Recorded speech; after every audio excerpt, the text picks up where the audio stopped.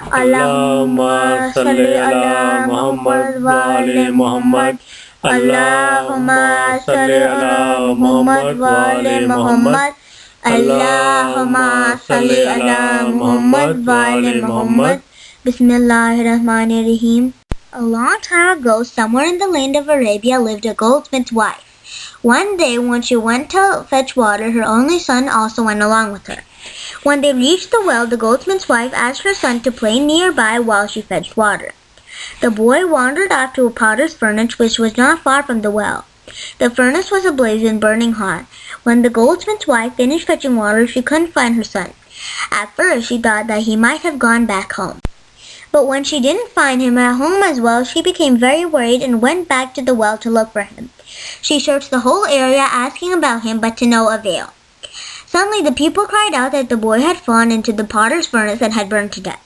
The goldsmith's wife wailed out in grief and fell unconscious. In her numb state, she dreamt that a veiled stately lady comes near her and tells her that if she wishes for her son to be alive and well again, she should take pledge to arrange for the recital of the Moajza of Bibi Syeda Fatima Zahra alayhi salam. The goldsmith's wife promises in her dream. When she gains consciousness, she saw that her son was coming up to her alive and well. Not only there were no burns whatsoever on his body, but his clothes were intact as well.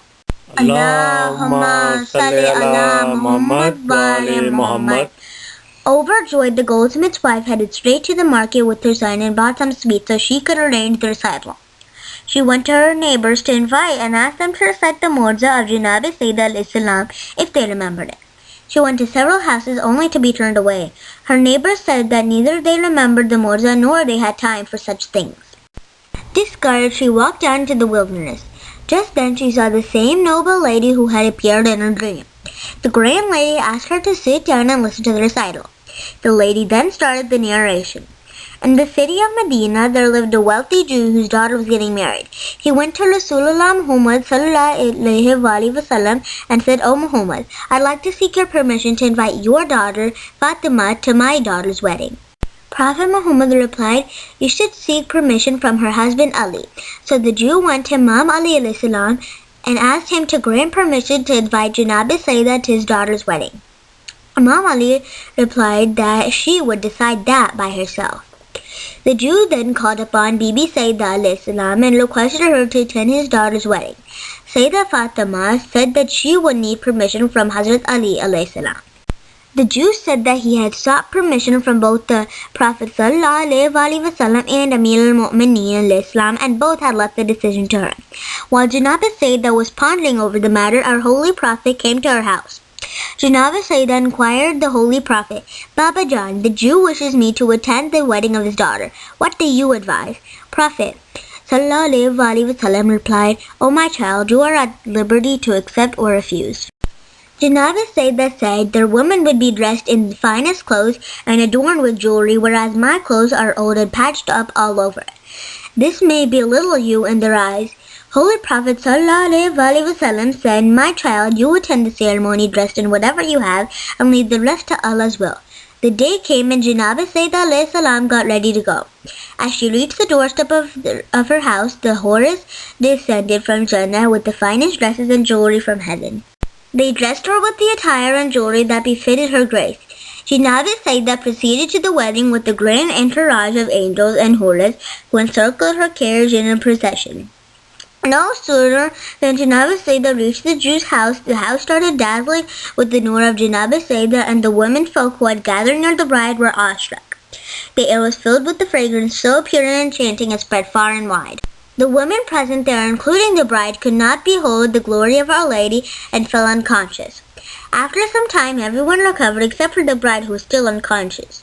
Everything was tried to revive the bride back to consciousness, but all failed. When they examined the bride closely, it became evident that she had died. In a matter of seconds, the celebrations were replaced by cries of mourning. Bibi Syeda became aggrieved with the situation. Nonetheless, she immediately assured one and all that the bride would soon regain consciousness and that they should remain calm.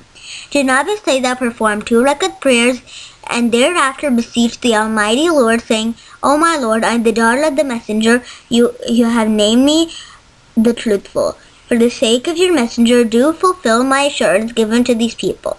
O my true Lord, I am the daughter of your messenger. My prestige is in your hands. Everyone would unknowingly accuse me to be the cause of the bride's death and that the wedding place would turn in lamentations.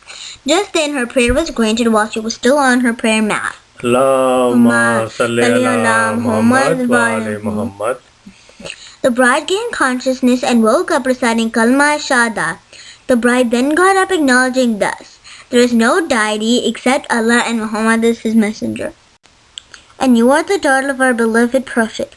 I request you to purify me and teach me the religion of Islam. With such sincerity of heart, she embraced Islam.